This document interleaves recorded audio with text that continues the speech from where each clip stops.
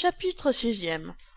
Comment on fit un bel autodafé pour empêcher les tremblements de terre et comment Candide fut fessé.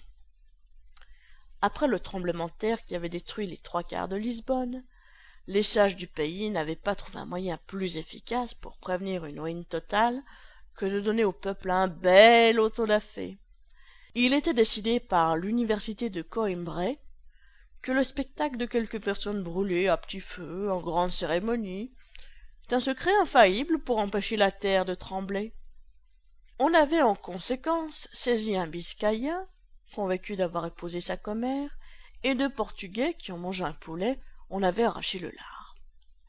On vint lier après le dîner le docteur Pangloss et son disciple Candide, l'un pour avoir parlé, et l'autre pour avoir écouté avec un air d'approbation.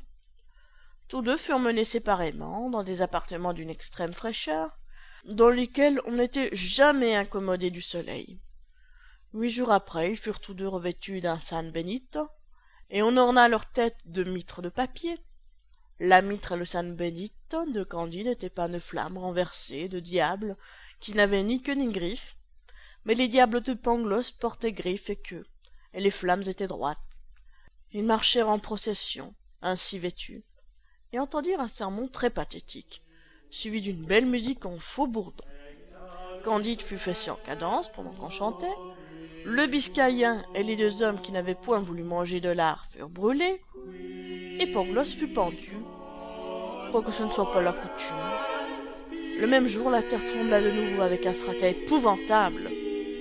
Candide, épouvanté, interdit, éperdu, tout sanglant, tout palpitant, se disait à lui-même: si c'est ici le meilleur des mondes possibles, que sont donc les autres? Passe encore si je n'étais que fessé. Je l'ai été chez les Bulgares, mais, oh mon cher Pangloss, le plus grand des philosophes, faut-il vous avoir vu pendre sans que je sache pourquoi? Oh mon cher Anabaptiste, le meilleur des hommes, faut-il que vous ayez été noyé dans le port, oh mademoiselle Cunégonde, la perle des filles? Faut-il qu'on vous ait fendu le ventre?